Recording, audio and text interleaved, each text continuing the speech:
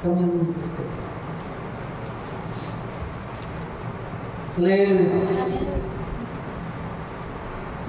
మరొక విషయాన్ని చూపిస్తాను చూడండి. మీకు 84 కీర్తన 10వ వచనం చూడండి.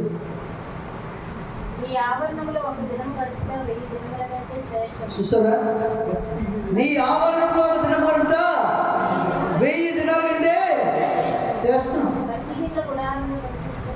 భక్తిహీనుల గుడారంలో నివసించిన కంటే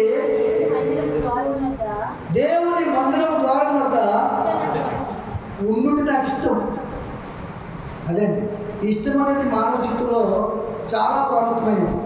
మనగా చెప్పండి, ఇష్టం అనేది మానవ జీవితంలో చాలా ప్రాముఖ్యమైనది.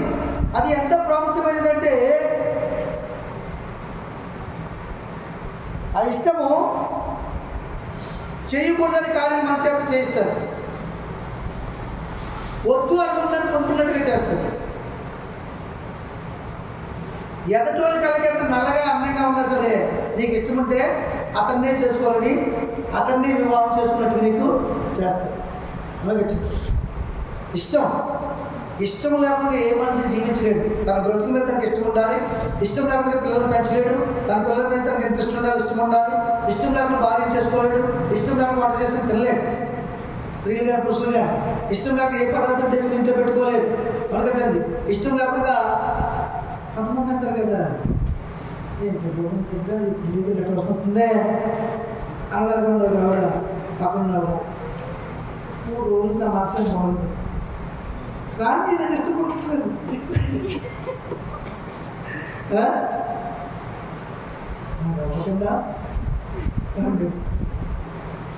స్నానం చేయడానికి ఇష్టపడట్లేదంట.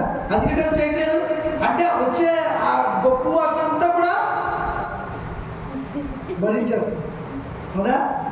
స్నానం చేయడానికి ఇష్టం లేదంట. ఆవిడ ఎలా ఉందని ఏంటని అడగదు.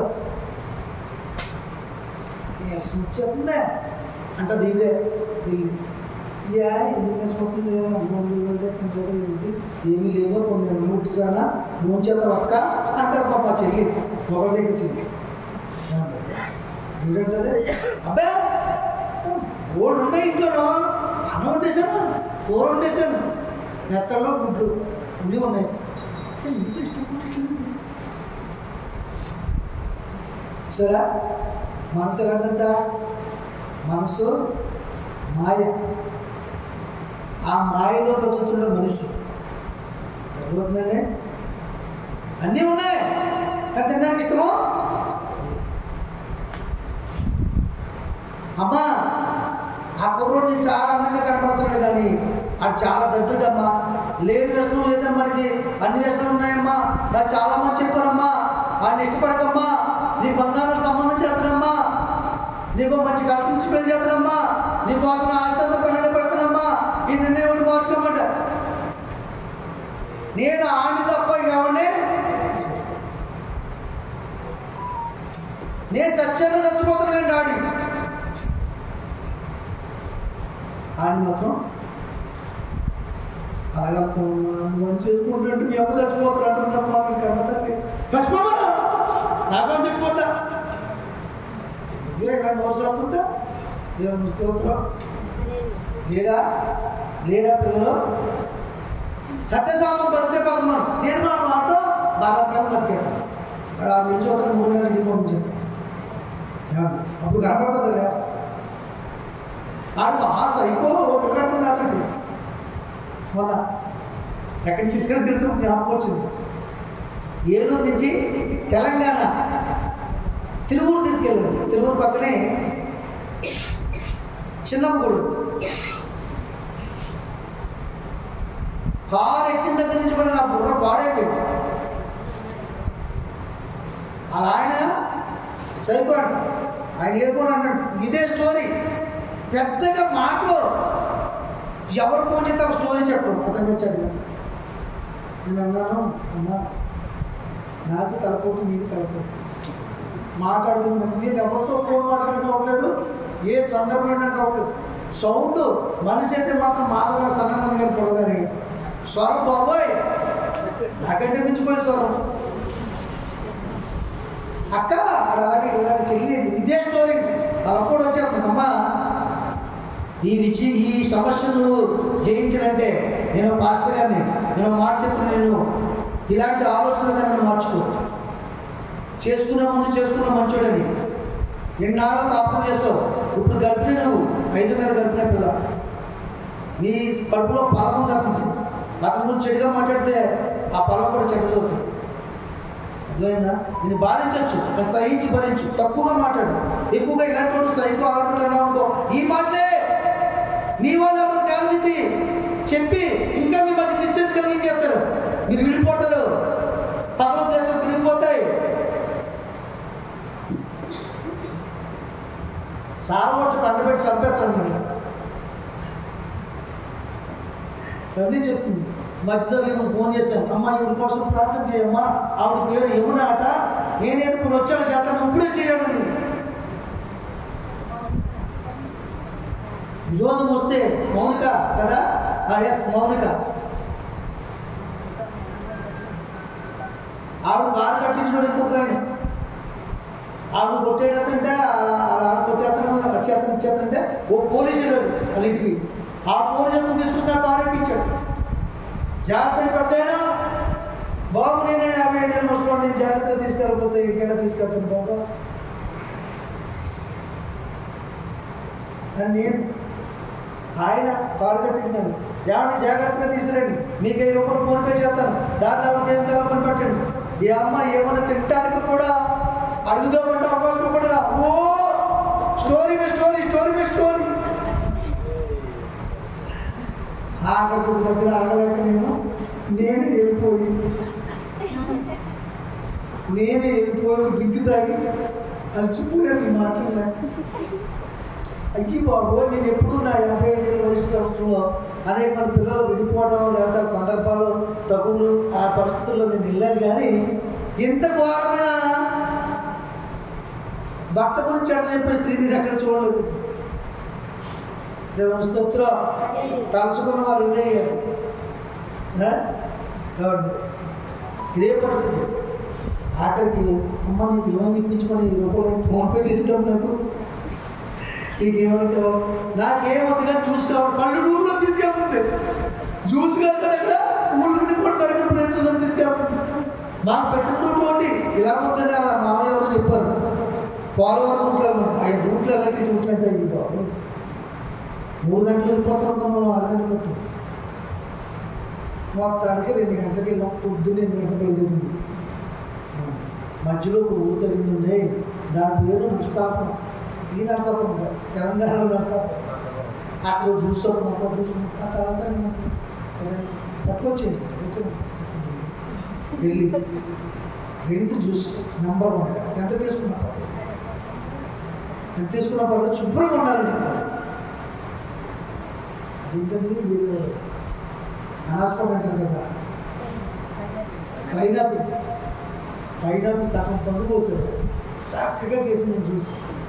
పాలు వేసి ఒక జ్యూస్ గ్లాసు ఇచ్చేసాను. ప్లాస్టిక్ బ్యాగ్లో ఏమో 3 గ్లాసులు అవుతుంది. మిగతా బోన్ పెట్టి ఇంటికి చెప్తాను పెట్టారు. హల్లెలూయా. డబ్బులు ఇచ్చేసారు, తీసుకెళ్ళి దాకా ఇంట్లో వాటిలో దిగే వాళ్ళ అమ్మ చెల్లి వచ్చిన దాకా కూడా ఫోన్ మంచిపోవాలి. ఇంకేం సక్కపడుతుంది చెప్పండి. కాదు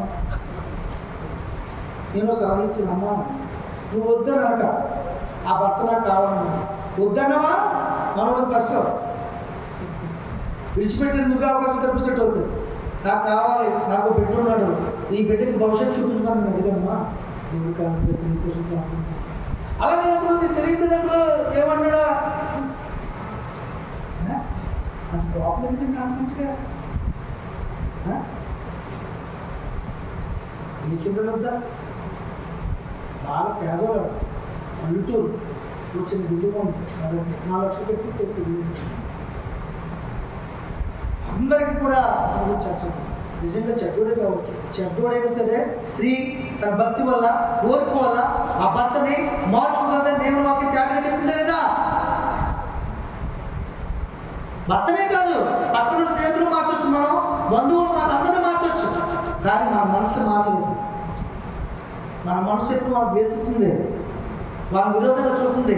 వీళ్ళ ఎదవలో వీళ్ళు మా భక్తి ముందెంత, మా బ్రతుకు ముందెంత, మా విశ్వాసం ముందెంత అని తలంపు మన మనసులో ఉంది కనుక మన విశ్వాసంతో వాళ్ళ విశ్వాసంగా చేయలేకపోతున్నాం. మీరు ఎవరు ఎందుకు తీసుకురాకపోతున్నావు? నువ్వు మారితే నువ్వు మార్చాలని మనసు ఉందా? ఒక కుర్రోడు మనం వచ్చి కొవ్వులో ఉంటాడు, ఎప్పుడు ఫోన్లో ఏంటంటే మాట, నా గురించి చెప్పాలని కాదు, ఫోన్లో ఏంటంటే మాట. నేను కంపల్సరీ దగ్గరికి వెళ్ళి మొన్న ఏసీ చేయించుకుని అక్కడ కుర్రోళ్ళందరూ నాకు తెలుసు, డ్రైవర్స్ అందరూ కూడా కూర్చున్నాను మామూలుగా. ఆ అబ్బాయి వచ్చింది, అతను ఎవరో నాకు తెలియదు, నేనెవరో అతను తెలియదు, కానీ నా స్వరం వింటాడు, కిరాలు పెడతాడు, ట్రావెల్లో మాట్లాడుతుంటాడు. ఒకసారి నాకు నేను కూడా అతను నంబర్ ఫీడ్ చేసుకున్నాను అని చెప్పి నేను అక్కడ ఫోన్ వచ్చింది, అతను ఫోన్లో మాట్లాడుతుంటే నా స్వరం పసిగట్టి మీరు పాలు గారండి, పవన్ గారండి, అవును అంటే రక్షణ కావాలి కదండి, మీది రక్షణ కావాలి కదంటే అవును. అయ్యి బాబోయ్ మీకు అబద్ధం అనిపిస్తుంది. పట్ట జానంత ఆనందం, అతను సంతోషం. ఇలా చూస్తాను అనుకోలేదు అనుకుంటున్నాను, మిమ్మల్ని చూడాలని ఎప్పటి నుంచి అనుకుంటున్నాను. మన వాక్యాలన్నీ కూడా వింటున్నాయి. మంచి యవనస్తుడిగా మంచి విశ్వాసం,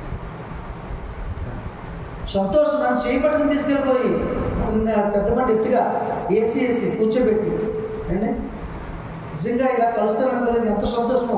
ఆ రాత్రి అంతా కూడా మేము ఇద్దరే ఉన్నాం, ఎన్నో విషయాలు మాట్లాడినాను, ఎన్నో అప్పుడు నలిగిపోయిన సందర్భాలు చెప్పాడు, కొన్ని సూచనలు కూడా ఇచ్చాను అతను. మా రాత్రి అంతా ఉన్నా సరే మరుసటి రోజు అతను కిరాయి వెళ్ళదు, సభ్యత్వం లేదని బయటికి చూసేసి ఎంతో బాగా తీసుకెళ్ళి ప్రార్థన చేశాను, బాధపడుతున్నాను. తర్వాత వెళ్ళి అక్కడ దగ్గరికి వెళ్ళేటప్పటికి ఒక అతను ఫోన్ చేశాను, అతనికి నేనే డ్రైవర్గా పెట్టాను, శాలరీ కోసం ఫోన్ చేస్తే ఆ వాటర్ ధరగా ఎయిర్టెల్ కంపెనీలో కాంట్రాక్ట్ ఉంది, నెలకి 55,000 అని చెప్పారు. అతని బండికి నీకెక్కడ ఇబ్బంది పడతాయా, కాంట్రాక్ట్లో పెట్టుకో, ఆదివారం సెలవు, పండుగ దినాలు సెలవు, నెలకి 20,000 డ్యూటీ ఏమండి. ఆ కాంట్రాక్ట్ ఇప్పించింది. చదువు దేవుని ఎంతో సంతోషం, దేవుని కృప. ఆ రాత్రి నాతో సహవాసం చేసినందుకు, నన్ను చూసి ఆనందించినందుకు, నన్ను చూసి సంతోషించినందుకు తన బాధలతో తొలగించి ఒక మార్గం చూపించాడు దేవుడు. హల్లెలూయా. దైవజన సహవాసము నీ బాధను తొలగిస్తుంది. దేవుని వాక్య సహవాసము నీ ఇబ్బందిని తొలగిస్తుంది. దేవుని వాక్య సహవాసము పాపని నిన్ను పరిశుద్ధులుగా చేస్తుంది. దేవుని వాక్య సహవాసము నీ బాధ నుంచి ఆదరణ కలిగిస్తుంది. దేవుని సంఘ సహవాసము నిన్ను ఆదుకుంటుంది, ఆదరిస్తుంది, హక్కును చేర్చుకుంటుంది. నేనున్నా నీతో ముందుకు వచ్చి నీకు సహాయం అందిస్తుంది. బాయ్. కాబట్టి మనం ఏం చేయాలి? దేవుని సన్నిధానంలో ఆయన సన్నిధిలోనే గడపాలని నిర్ణయించుకోవాలి. నీ మందిరంలో తిరుగుంటా 1000 దినాల కంటే శ్రేష్టం. 1000 దినాలు అంటే లోకంలో 1000 దినాలు గడిపిన దానికంటే గొప్ప దినము నువ్వు సన్నిధిలో గడిపితే 1000 దినాలు ఆలోచిస్తాడు దేవుడు. 1000 దినాలు క్షేమం ఇస్తాడు. 1000 దినాలు నీకు ఆయుష్ ఇస్తాడు. 1000 దినాలు కుటుంబం క్షేమం ఇస్తాడు. 1000 దినాలు సమాధానం ఉంటావు. 1000 దినాలు అక్కలు తీరుస్తాడు. ఎవరికి చేయి చాపడు. గొప్ప రోజు గడిపితే అలాంటి 1000 రోజులు గడిపితే 1000 రోజులు గడిపితే 1,00,000 దినాలు. ఎన్ని రోజులు గడిపితే అన్ని రోజులు రోజుకి 1000 దినాలు చెప్పిన ఆశీర్వాదము నీ చుట్టూ ఉంటుంది, నీ కావలి చేస్తుంది, నీతో ఉంటుంది, నీతో ముచ్చటిస్తుంది. ఆయన కృప నీకు తోడే ఉంటుంది. నాకు అది లేదు గోళంలో నన్ను కలిగి ఉన్నవారు సమస్తము కలిగి ఉంటారు. నిన్ను కలిగి జీవించుటే ధన్యము ప్రభు. భూలోకంలో భాగ్యవంతులు ధనులు, ధనవంతులు ధనులు, ఐశ్వర్యవంతులు ధనులు, ఆస్తులు ధనులు, అధికారంలో ధనులు, కర్త ధనులు, మినిస్టర్ ధనులు అనుకుంటావేమో. పేదరాలైనా నువ్వు యేసుని కలిగి ఉంటే ధన్యకరమైన జీవితం నీదే. ఈ లోకంలో వాళ్ళని విడిచిపెట్టాలి, మనము విడిచిపెట్టాలి. కానీ